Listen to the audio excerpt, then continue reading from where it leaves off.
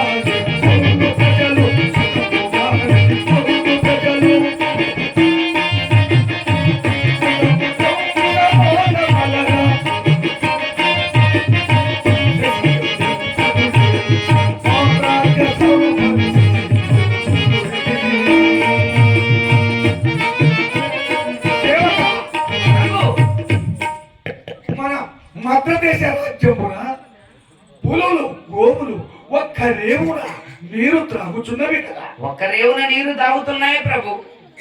ప్రజలకు ఏ కొరతయు లేక అన్నదానము చేయించితివా? అందరూ తినేసే కూర్చున్నారు ప్రభు. క్షేత్రము పెట్టించితివా? పెట్టించేసిన ప్రభు. ఇప్పుడే ఆ చెట్లలో తినేసి ఇటుకు వచ్చేసినారు. మంచిది మంచిది. నెలకు 3 విస్తవాహనలు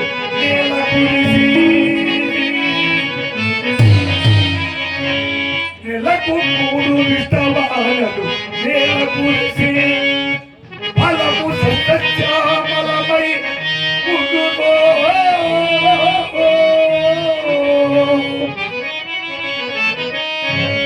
అనుదినంబునా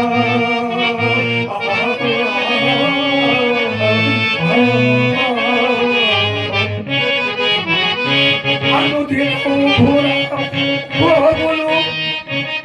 గోవులు 3 వేళల పాలు పితుకునే మోదమలగా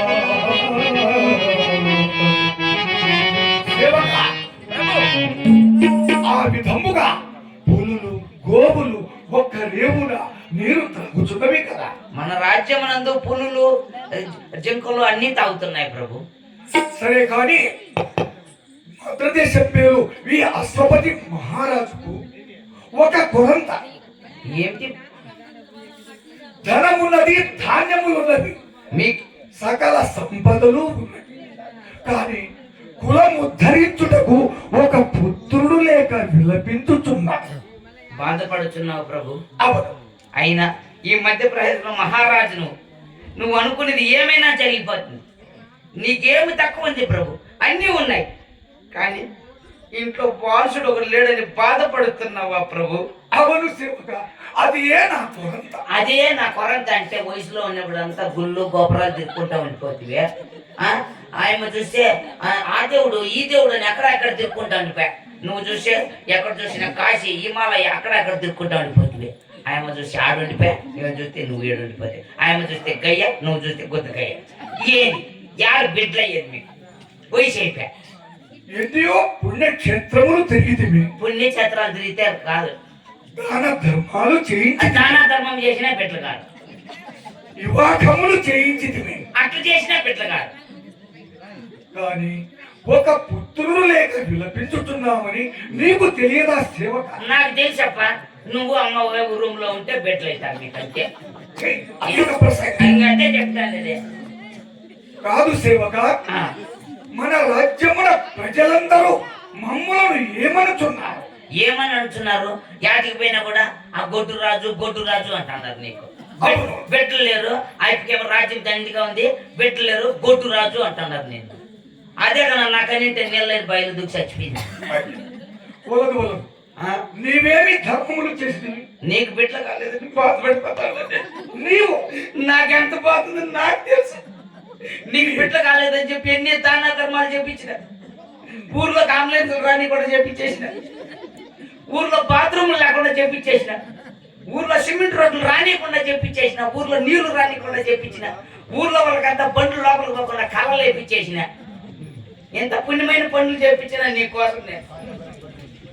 అవి పాప కార్యములు కాదా? పాపకార్యం కాదు, ఆ పుణ్య కార్యక్రమాలు అవి చేస్తే ఇప్పుడు పెట్టలేదు ఈ కాలంలో. సరే శివక, ఆ, నా మొదట ఆ. మా భార్య ఆ, ఉన్నది మాళవిదేవి. ఆ. చెప్తాం ప్రభు. బయలు.